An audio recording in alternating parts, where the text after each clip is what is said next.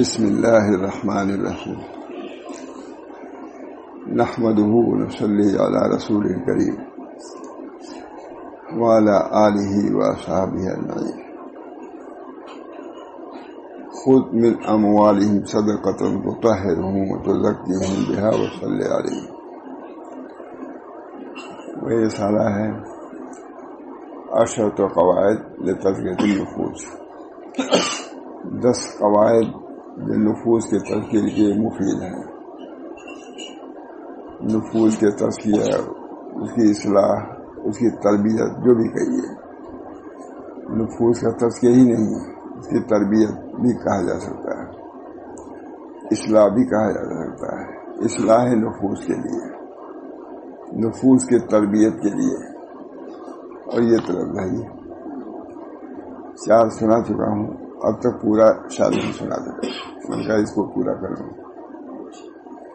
5واں قاعدہ کیا ہے؟ 5واں قاعدہ تزکیہ ہے، جو تخلیہ و تحلیہ کا نام ہے. قاعدہ الخامسہ، 5واں قاعدہ تزکیہ ہے، تخلیہ اور تحلیہ کا نام ہے، اس کی تفصیل آ رہی ہے. یقیناً تزکیہ کی حقیقت اولا نفس کو رذائل و معاصی اور تمام قسم کے گناہوں سے خالی و پاک کرنا. قد افلح من زکاہا وقد افلح من تزکا. انبیاء کی بعثت اسی تزکیے کے لیے ہوئی ہے. اصل یہی ہے. هو الذی بعث فی الامیین رسولا منہم یتلو علیہم آیاتہ ویزکیہم ویعلمہم الکتاب والحکمہ. تلاوت، تعلیم اور تزکیہ نو. بعض تزکیہ کو مقدم کیا ہے، بعض تعلیم کو مقدم کیا ہے. قرآن نے خود بعض تعلیم کو مقدم کیا ہے، بعض تزکیہ کو مقدم کیا ہے، کیونکہ تزکیہ کے لیے تعلیم کی ضرورت ہے، اس میں تعلیم کو بعض مقدم کر دیا ہے. یہ اللہ تعالیٰ کا قول یہ ہے حکمت. بعض جگہ تزکیہ پہلے تعلیم کو مقدم اس لیے ہے کہ تعلیم ہی ذریعہ بنے گی تزکیہ کے. جو علم ہی نہیں ہوگا تزکیہ کرو گے، ان کو معلوم ہی نہیں کہ چاول کون ہے، کنکری کون ہے، تزکیہ کرے ہوئے. یہ ہماری مثال ہے. مجھے کسی آدمی کو دے دیا جائے اور میں کنکری ہوتی ہے، باری چھوٹی ہوتی چاول کی طرح، تو چاول کے کنکری میں، چاول میں کنکری میں جو فرق کرے گا وہی تو اس کو ٹھیک کرے گا. اس کا علم ضروری ہے. کس کا مطالبہ ہے؟ اللہ تعالیٰ کا. کس کے لیے نبی صلی اللہ علیہ وسلم تشریف لائے؟ هو الذی بعث فی الامیین رسولا منہم یتلو علیہم آیاتہ ویزکیہم ویعلمہم الکتاب والحکمہ وإن کانوا من قبل لفی ضلال مبین. خود ہی گمراہی میں تھے. تزکیہ نہ کرنا ہی گمراہی میں ہونا ہے. اب سوچیے کتنی اہمیت ہے. یتلو علیہم آیاتہ ویزکیہم ویعلمہم الکتاب وإن کانوا من قبل لفی ضلال مبین. خود ہی گمراہی میں تھے. اس گمراہی سے نکلنے کے لیے کیا ہے؟ نبی کی تلاوت، نبی کی تعلیم، نبی کا تزکیہ. یہ اصل ہے، یہ اصول ہے، یہ کوئی مٹا نہیں سکتا. دنیا کا کوئی فرق اس کو ہٹا نہیں سکتا. اللہ نے بیان کیا ہے، اپنے نبی پر نازل فرمایا ہے. نبی نے یہی کام کیا ہے، اسی کام کو کرتے ہی کرتے تشریف لے گئے دنیا میں. هو الذی بعث فی الامیین رسولا منہم یتلو علیہم آیاتہ ویزکیہم ویعلمہم الکتاب. یقیناً تزکیہ اولا نفس کو رذائل اور معاصی اور تمام قسم کے گناہوں سے پاک کرنے کا ہے. ایک کتاب ہے تزکیۃ النفوس، نافی نام ہے اس کا، لیکن عرب عالم نے لکھا ہے. اس میں خصال حمیدہ کو لکھا ہے غالباً، اور خصال جو رذیلت ہے ان کو نہیں لکھا. ہم نے محبوب نے اس کا ترجمہ کیا ہے، اور ایک غیر مقلد عالم نے اس کا ترجمہ کرا ہے بمبئی میں، محبوب سے. تزکیۃ النفوس نام کتاب کا، لیکن اس میں صرف اخلاق حمیدہ کو لیا ہے اور نام رکھا ہے تزکیۃ النفوس. اب دیکھیے یہ دلیل میں نے لیا ہے. میں نے کہا یہ تزکیۃ النفوس نام داخل ذائقین کی کتاب ہے، صرف حمیدہ کو لکھا ہے، رضیلہ کو لکھا ہی نہیں، میں نے سب لکھا الحمدللہ، اس کو بڑھا دیا میں نے پوری کتاب محبوب نہیں ہے تزکیۃ النفوس. ضرور دیکھیے اس کی دلیل میں بتا رہا ہوں کہ سب سے اسی کو نہیں لیا انہوں نے، اتنا بڑا عالم نہیں لکھا، اور ترجمہ کرانے والے غیر مقلدی تھے، ترجمہ ہوا. تو میں نے محاورہ صاحب بھی دیکھ رہا ترجمہ محبوب، خوش ہوئے. لیکن یہ ذہن میں آنا کہ صرف ہمیں تواضع کا ذکر ہے، زہد کا ذکر ہے، انابت کا ذکر ہے، لیکن حسد کا ذکر نہیں ہے، کبر کا ذکر نہیں ہے. تزکیہ نفس نام رکھنے والا کتاب ہے یہ؟ بالکل نہیں، بالکل غلط. پورا میں نے بڑھایا ہے، جانتے ہیں نہیں، پوری کتاب بڑھا دیا میں نے، کوئی آدھا. اب تزکیۃ النفوس رکھنے کے نام رکھنے کے لائق کی کتاب ہو گئی. بہرحال یہ اب اس سے دلیل بھی نہیں ہے. قاعدہ یقیناً تزکیہ کی حقیقت اولاً نفس کو رذائل و معاصی اور تمام قسم کے گناہوں سے خالی کو پاک کرنا، اولاً تو یہی لکھا ہے، ایسی کو ادب کر دیا. ثانیاً پھر اس کے بعد نفس کو طاعات اور قربات سے مزین کرنا ہے. آگے طاعات سے اور قریب کرنے والی تواضع کیا ہے؟ من تواضع اللہ رفع اللہ. لا تمش فی الارض مرحا، اعتدال کے ساتھ چلو، لین اختیار کرو. وَإِن كُنتَ فَظًّا غَلِيظَ الْفَظُّ مِنْ حَوْلِكَ، حضور کو کہا جا رہا ہے اگر آپ ترش روح ہو جائیں اور سختی لے آئیں، لوگ چلے جائیں گے. ان کے ساتھ نرمی کا بھی معاملہ کیجیے، تواضع کا معاملہ کیجیے، شکستگی کا معاملہ. صحابہ کے ساتھ جو جانثار تھے، صحابہ جانثار تھے، کیا معمولی ڈانٹ سے وہ بھاگ جاتے ہیں؟ نہیں. لیکن نبی کی تعلیم چونکہ آخری تعلیم تھی، جب نبی کو حکم ہے تو اولیاء کی کیا حیثیت رہتی ہے کہ سختی کریں، تواضع، ان کو بھی تواضع اختیار کرنے ہوگی. بعض لوگ سمجھتے ہیں کہ ڈانٹنا ہی اصل چیز ہے، ڈانٹنا ہونا کچھ اصل نہیں ہے، یہ تمہاری من غلط چیز ہے، ڈانٹنا اصل نہیں ہے. بعض لوگ ہیں ہوتے ہیں، وہ ہیں نہیں ہوتے ہیں. ڈانٹنا کوئی اصل نہیں مجھے. لطف اور مہربانی کرنا، اگر آپ کے پاس جو آتے ہیں ان کے نرمی کیجیے. لو كنت فظا غلیظا لانفضوا من حولک، اگر آپ سخت گو ہو جائیں، سخت روح ہو جائیں تو آپ کے پاس سے کھسک جائیں گے. کون لوگ؟ صحابہ. ہمارے شما کی بات نہیں ہے، صحابہ کی بات ہے، قرآن کہہ رہا ہے. نرمی، شکستگی، خود تواضع کا ثبوت دیجیے. ان کے ساتھ جھکاؤ، یہ طریقے اصل مجھاؤ. لوگوں نے مانی کیا بڑے لوگوں نے بھی کچھ. اللہ تعالیٰ جب نبی کو حکم ہے تو ہمارا شما کیا مجال ہے مجھا کہ ہم کسی کو ڈالیں؟ بس سمجھائیں گے.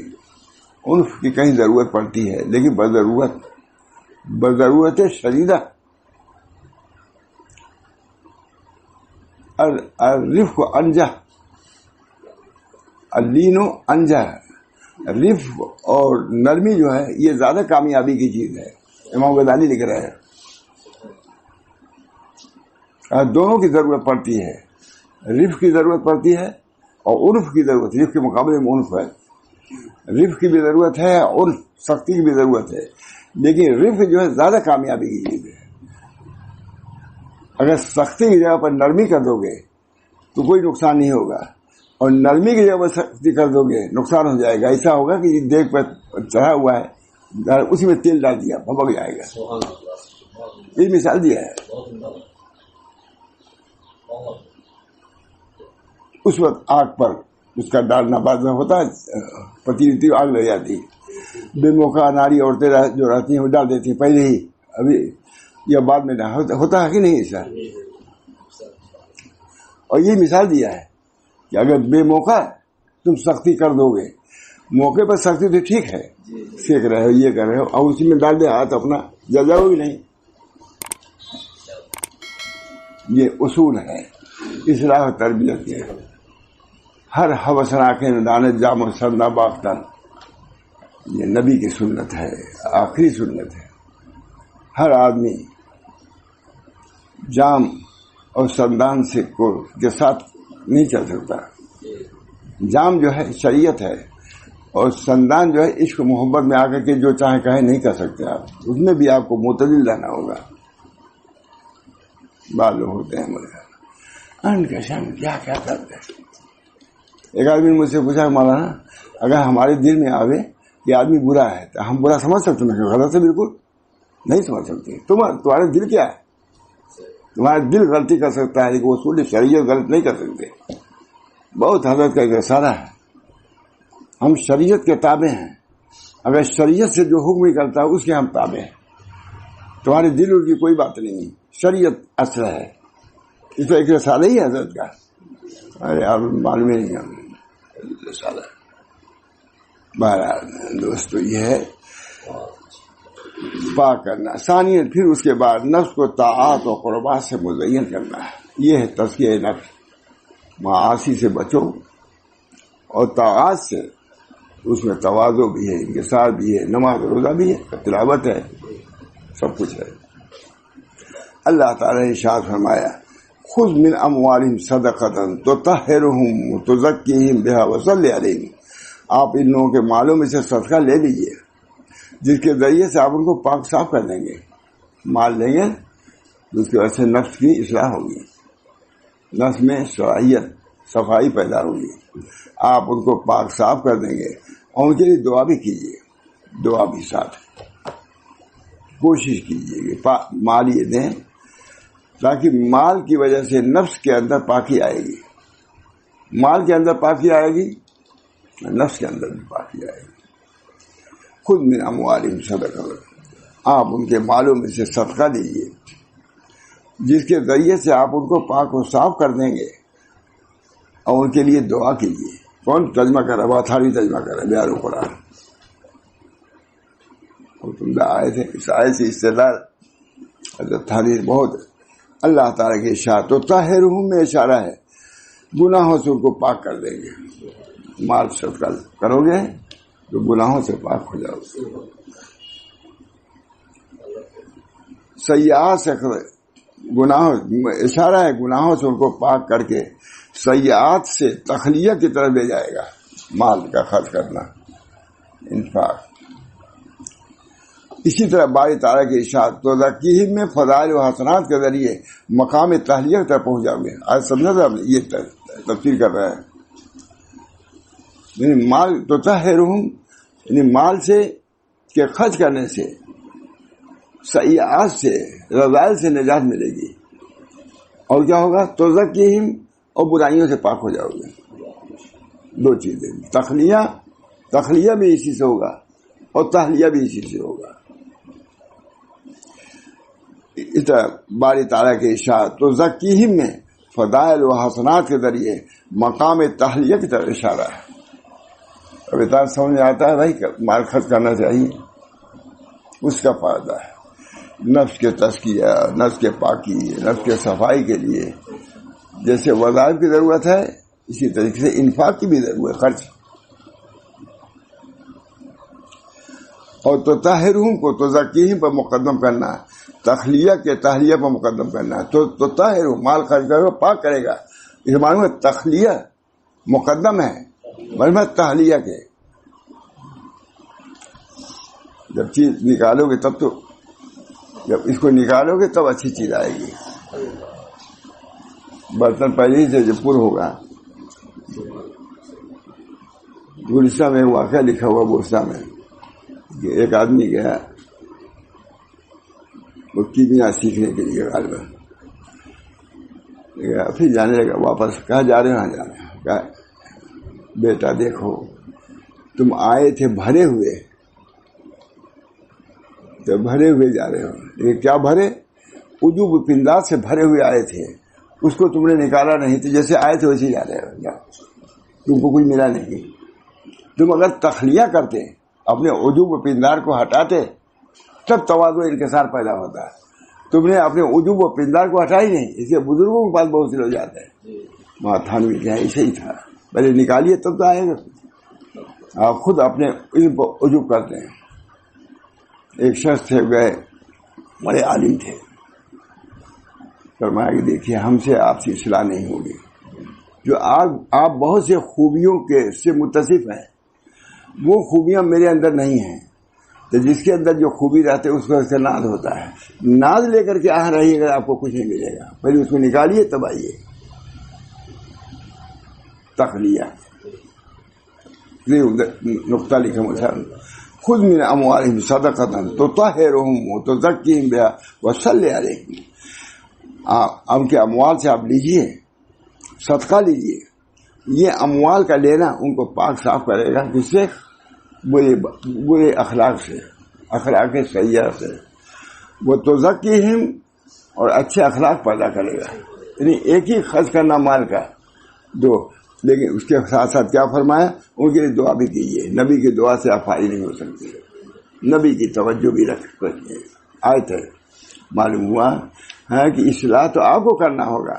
مشائخ صرف اعانت کے لیے ہوتے ہیں اور کچھ نہیں کر سکتے. کرنا تو آپ کا ہے.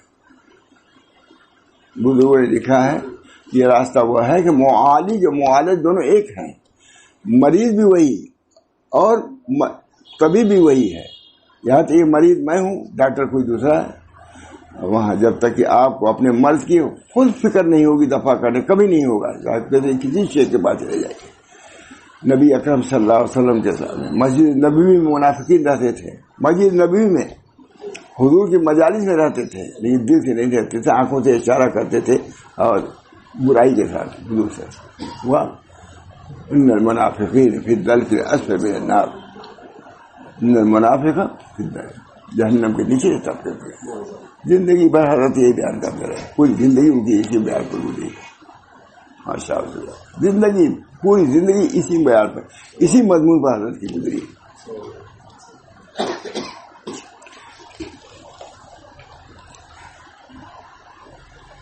چنانچہ جو شخص تزکیہ نفس کا ارادہ کرے اس پر لازم ہے کہ وہ سب سے پہلے ان گناہوں اور معصیتوں سے دور رہے جو دلوں کو فاسق کرنے والے ہیں. اصل ہے مرشا مجلس کے اصل یہی ہے. یہ ہے خون دل پینے کو، لخت جگر کھانے کو، یہ غذا ملتی ہے جانا تیرے دیوارے کو. بہت پڑھتے تھے. چنانچہ جو شخص تزکیہ نفس کا ارادہ کرے اس پر لازم ہے کہ وہ سب سے پہلے ان گناہوں اور معصیتوں سے دور رہے جو دلوں کو فاسق کرنے والے ہیں. اللہ ہم سب کو اس پہ توفیق. توبہ اسی لیے کیا ہے، بیعت اسی لیے ہوتا. پہلے تو یہی کہا جاتا گناہوں سے ہم توبہ کرتے ہیں. گناہ نہیں کریں گے، اس کا استحضار نہیں رہتا. کہاں کوئی استحضار نہیں. اللہ تعالی ہم سب لوگوں کو اپنے نفس کی اصلاح کی فکر پیدا کرے. فکر ہوگی تو ہو جائے گا. هل ادلکم علی تجارۃ تنجیکم من عذاب علیم تؤمنون باللہ ورسولہ وتجاہدون فی سبیل اللہ باموالکم وانفسکم. اموال آگے ہی نہیں ہے، قرآن کہہ رہا ہے یا الذین آمنوا هل ادلکم علی تجارۃ تنجیکم من عذاب علیم تؤمنون باللہ ورسولہ وتجاہدون فی سبیل اللہ. ٹھیک پڑھا ہو نا؟ تجاہدون فی سبیل اللہ باموالکم وانفسکم. اللہ تعالی ہم سب لوگوں کو اصل مرشا پوری دنیا کی انبیاء کی بعثت، کتابوں کا نزول سب اسی لیے ہے. یہ مضمون جو ہے جو کچھ بھی نہیں. جو قوم اس کو اپنائے گی انشاءاللہ غالب رہے گی. جو جماعت کرے گی وہ غالب رہے گی. اسی میں آپ عام طور سے کہا جاتا ہے، بڑے بڑے لوگ کہتے ہیں کہ ہندوستان میں اصلاح صوفیہ سے ہوئی ہے. کہتے ہی نہیں. اور بھی کہیں اخبار میں آتا ہے، دوسرے لوگ بھی لکھتے ہیں. شاہ ولی اللہ الہ آبادی سراپا اخلاقی تھے. سراپا اخلاق تمام پنڈت سب آتے تھے، جاتے تھے، ملتے تھے. دارا نے پوچھا اکبر شاہ ولی اللہ الہ آبادی سے کہ حضرت کیا ہم تقسیم اموال وغیرہ میں بادشاہ تھا اور اورنگزیب تو بعد میں آئے نا، پہلے تو وہی گدی پہ بیٹھا تھا، کیا ہم اس میں فرق کر سکتے ہیں؟ کہا نہیں. دیکھیے کتنی بڑی تعلیم ہے. نہیں، مسلم غیر مسلم میں تم فرق نہیں کر سکتے. جو چیزیں عطایا کی ہے سب پر عام کرو. شاہ ولی اللہ الہ آبادی نے لکھا ہوا. اس طریقے سے تعلیم اور تربیت چلی اللہ. چنانچہ جو شخص تزکیہ نفس کا ارادہ کرے اس پر لازم ہے کہ وہ سب سے پہلے ان گناہوں اور معصیتوں سے دور رہے جو دلوں کو فاسد کرنے والے ہیں. گناہوں سے توبہ کرتا ہے روز یہ ہوتا ہے، اور دل میں ہدایت و ایمان کے نور حاصل کرنے کے لیے جو حجابات ہیں ان سے کنارہ کشی اختیار کرے. جیسا کہ نبی کریم صلی اللہ علیہ وسلم نے ارشاد فرمایا ان العبد اذا اخطا خطیئۃ النقد، کہتے ہیں بہت اللہ حدیث سے مطلب یقیناً بندہ جب کوئی گناہ کرتا ہے تو اس کے دل پہ ایک کالا سیاہ نقطہ لگ جاتا ہے. حدیث ہے، یہ حدیث ہے. اللہ تعالیٰ ہم سب لوگوں کو محفوظ رکھے، کوئی اس سے مستثنا نہیں ہوتا. نبی ڈرتا ہے، یہ معمولی ہے. یقیناً بندہ جب کوئی گناہ کرتا ہے تو اس کے دل پہ ایک کالا سیاہ نقطہ لگ جاتا ہے، اور جب وہ گناہ سے الگ ہو کر توبہ استغفار کرتا ہے تو اس کا دل پاک و صاف ہو جاتا ہے. یہ نہیں کہ نقطہ لگ گیا تو لگ گیا، نہیں، نقطے کی بات ہے کہ نہیں.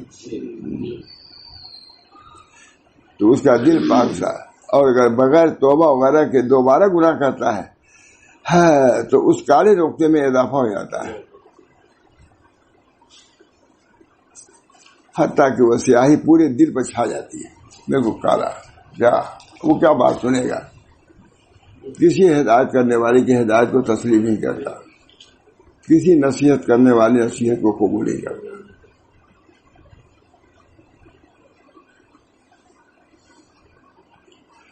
یہ وہی زنگ ہے جس کا باری تعالیٰ فرمایا کلا بل ران علی قلوبہم ما کانوا یکسبون. ہرگز ایسا نہیں، بلکہ ان کے دلوں پر ان کے اعمال کا زنگ بیٹھ گیا ہے، نہیں ایمان نہیں لائیں گے. کفر، شرک، بہت یہ اگر خیال بھی ہو جائے انشاءاللہ نجات ہو جائے گی، اصلاح کا خیال بھی ہو جائے. اخیر کی بات ہے حضرت ماشاء اللہ، میں تھا بمبئی حج کے لیے جا رہے تھے، 1-2 دن پہلے کی بات ہے. مجھے کچھ لوگ تھے، اب نام نہیں لیتا، مجھ سے کہا جا کہہ دو کہ میں نے جو باتیں آپ لوگ متعلق اصلاح کے سلسلے میں کہی ہیں مان لو تو نکل جاؤ گے، ورنہ ایسے ہی رہ جاؤ گے، بلکہ اور بڑھ جائے گا. خود مجھ سے کہا برادری کے لیے بڑے خاص لوگ تھے. کہا جا کے کہہ دو کہ جن گناہ اخلاقیوں کو میں نے تشخیص کیا ہے آپ لوگوں کو متعلق، اگر اس کو مان لیجیے گا، یہ چند دن پہلے کی بات ہے، حد سے جانے سے چند دن پہلے کی بات ہے. پہلے تو ہمیں سے مخاطب ہے، زیادہ باتیں اس حقیقت سے ہی کہلاتے تھے، کوئی تھا نہیں کون کہتا، نکل جائے گا اور زیادہ مبتلا ہو جائیں گے. یہاں تک کہ وہ سیاہی پورے دل پر چھا جاتی ہے.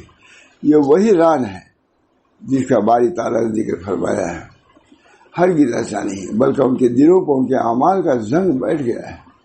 پھر وہ مجاہدہ نفس ان اعمال صالحہ کے کثرت سے کرے.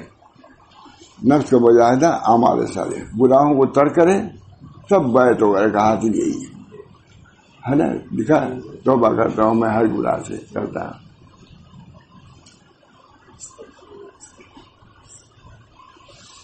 پھر وہ مجاہدے نفس ان اعمال کی کثرت سے کرے جس کی وجہ سے اس کا نفس پاک و صاف ہو جائے. جیسا کہ باری تعالیٰ نے فرمایا والذین جاہدوا فینا لنہدینہم سبلنا وان اللہ لمع المحسنین. اور جو لوگ ہماری راہ میں مشقتیں برداشت کرتے ہیں ہم ان کو اپنے راستے ضرور دکھائیں گے. یہ بھی اللہ تعالیٰ فرماتا ہے. اللہ تعالیٰ فرماتا ہے طلب پیدا کرو انلزمکموہا وانتم لہا کارہون. جس چیز کو تم ناپسند کرتے ہو چپکا دیں ہم، خدا کر رہا ہے. انلزمکموہا وانتم لہا کارہون، ہم چپکا دیں. انلزموہا ترجمہ انلزمکموہا، جس چیز کو تم ناپسند کرتے ہو اللہ تعالیٰ فرما رہے ہیں تم جس کو ناپسند کرتے ہو ہم نہیں دیں گے.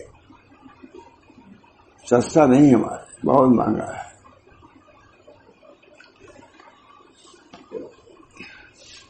کہتے ہیں جو لوگ ہماری راہ میں مشقتیں برداشت کرتے ہیں ہم ان کو اپنے راستے ضرور دکھا دیں گے. بے شک اللہ تعالیٰ ایسے خلوص والوں کے ساتھ ہے. اس کے ساتھ ساتھ تہنیت مبارکبادی بھی ہے ایسے لوگوں کے. وقال ابن تیمیہ، جس کو سمجھتے ہیں تصوف کے منکر ہے یہ لوگ، ابن تیمیہ کو ابن قیم دعوت اولی کے لے آتے ہیں.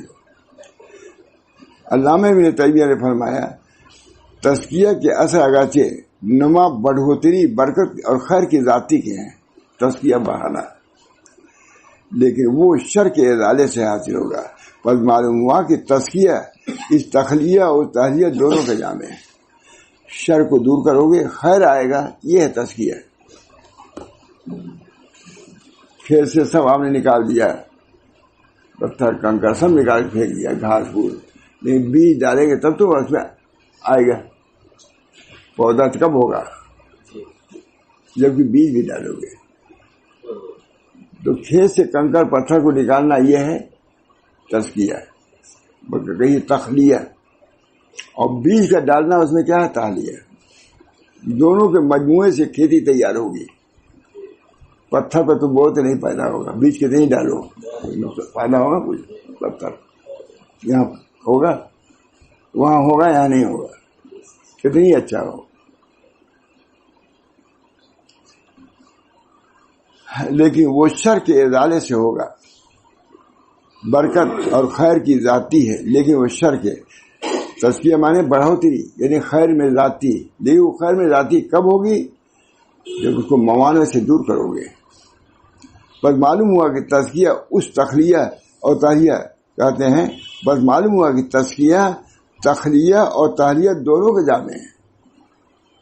جب مضر چیزوں کو نکالو گے، پتھر ایسے گھاس پھوس کو نکالو گے تب اس کا بیج ڈالو گے فائدہ ہوگا. اگر تم نے پتھر پہ ڈال دیا یا کھیت ایسا ہے جس میں تمام چیزیں ایسی ہیں جو موانع ہیں، اس بیج کو بڑھنے ہی نہیں دے گی.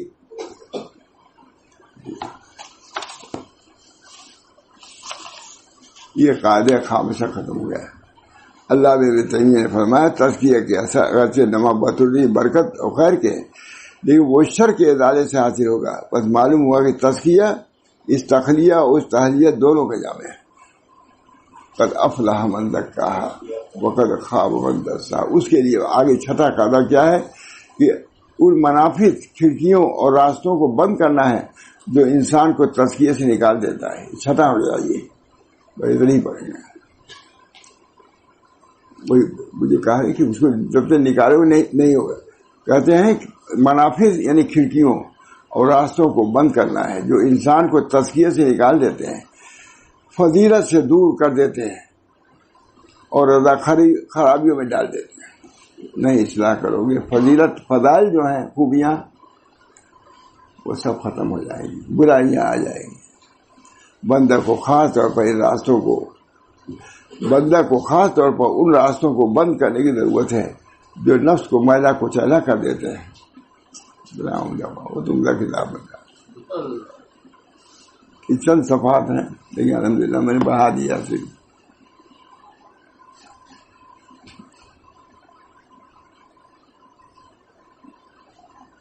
جو نفس کو میلا کچیلا کر، جیسا کہ حدیث پاک میں ہمارے لیے ایک مثال بیان کی گئی ہے جو بندے کو کسی ایسی چیز میں داخل ہونے کے خطرات کو واضح کر دیتی ہے جو اس کے دین ہی کو ضائع و برباد کر دے. جو آج حدیث پاک میں ہے رسول اللہ کیا ہے، بہت بڑی حدیث ہے. اللہ تعالیٰ نے صراط مستقیم کی ایک مثال بیان فرمائی. اس صراط مستقیم کے دونوں جانب دو دیواریں ہیں، ان میں دروازے کھلے ہوئے ہیں، ان دروازوں پر پردے لٹکے ہوئے ہیں، نفس و شیطان لگے ہوئے ہیں. دین تو ہے اپنی جگہ پر، صراط مستقیم اپنی جگہ پر، اس سے ہٹانے والے بھی ہیں. تمہارا نفس ہی ہے، شیطان ہے، حالات ہیں، ماحول ہے. ان سب چیزوں سے کٹ کے جب ادھر چلو گے تو پہنچو گے.